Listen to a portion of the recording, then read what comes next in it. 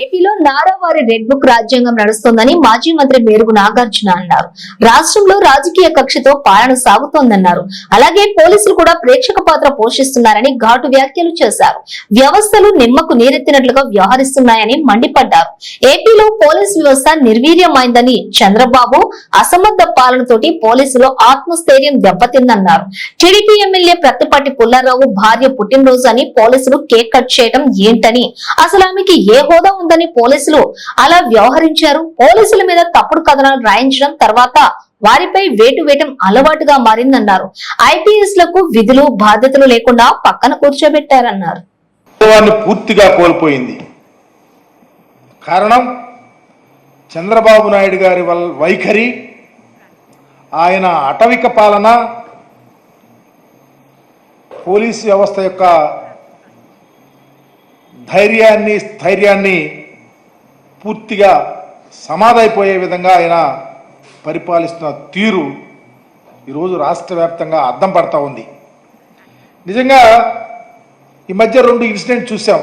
నిన్న చిలకలూరుపేట ఎమ్మెల్యే గారి భార్య పుట్టినరోజుకి పోలీసులు సిఐలతో సహా వెళ్ళి కేక్ కట్ చేయటం, అలాగే నిజాన్ని నిర్భయంగా అనంతపురంలో ఒక సిఐ గారు చెబితే అక్కడ ఉన్నటువంటి శాసనసభ్యుడు జేసీ అస్మిత్ రెడ్డి ఆ సిఐ గారిని వీడియో కాల్లో నువ్వు ఎందుకు చెప్పావు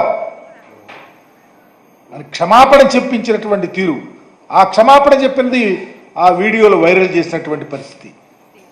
ఇంత దారుణమైనటువంటి పరిస్థితి ఆంధ్రప్రదేశ్లో పోలీసు వ్యవస్థను నిర్వీర్యం చేసే విధంగా చంద్రబాబు నాయుడు గారు పరిపాలన చేస్తూ ఉన్నాడంటే, అసలు ఈ ప్రభుత్వం ఏర్పాటైన తర్వాత ఈ వ్యవస్థ ఎలా నీరుగారిపోయిందో ఒకసారి ప్రస్ఫుటంగా మీకు అర్థమయ్యే విధంగా చెప్పాల్సిన బాధ్యత మా మీద ఉంది.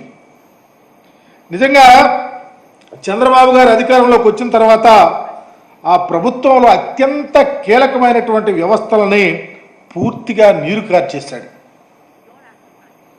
ఒక సిస్టమ్, తన ప్రభుత్వంలో రాజ్యాంగం ఉందని, చట్టాలు నియమాలు నిబంధనలు ఉన్నాయని, న్యాయ ప్రక్రియ చట్టబద్ధంగా జరగాలని ఆ ఆలోచన ఆయనకి ఏనాడు లేని పరిస్థితి ప్రస్ఫుటంగా కనిపిస్తూ ఉంది.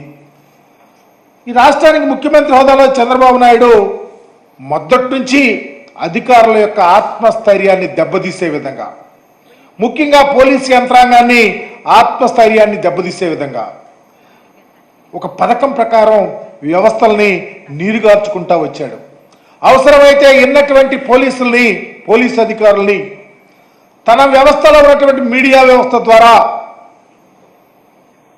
అభూత కల్పనలు, వారిని నిర్వీర్యం చేసే విధంగా, మోరల్గా వీక్ అయ్యే విధంగా మరి కథనాలు రాయించటం, తర్వాత ఒక పరిస్థితి ప్రకారం వారి మీద వేటు వేయటం, ఈ విధంగా పోలీసు వ్యవస్థను పూర్తిగా నీరుగార్చేసినటువంటి పరిస్థితి ఆంధ్రప్రదేశ్లో చూస్తూ ఉన్నాం.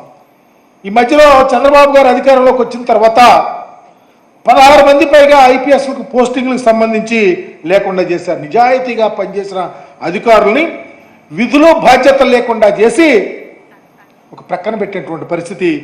దీని ద్వారా రాష్ట్ర వ్యాప్తంగా ఒక ఆలోచన, చంద్రబాబు గారికి వ్యతిరేకంగా ఎవరన్నా ఉంటే వాళ్ళ గతి ఇంతే అనే విధంగా వాయిస్ వచ్చే విధంగా చేసినటువంటి పరిస్థితి.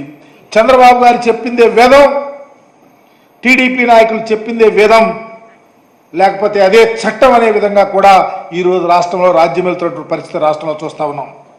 దీని ఫలితంగా వైఎస్ఆర్సీపీ శ్రేణులపైన, టీడీపీకి గిట్టని వారిపైన, సామాన్యులపైన దాడి, దౌర్జన్యాలు, ఆస్తుల ధ్వంసం, లేకపోతే హత్యలు జరుగుతూ ఉన్నా ఎవరు పట్టించు. దానికి కారణం చంద్రబాబు గారు పంపిన సందేశం. దానివల్ల పోలీసు వ్యవస్థ క్రియాహీనంగా మారిపోయినటువంటి పరిస్థితి ఈ రాష్ట్రంలో చూస్తూ ఉన్నాం. దీనికి అంత బాధ్యులు చంద్రబాబు గారే, స్వయాన ముఖ్యమంత్రి.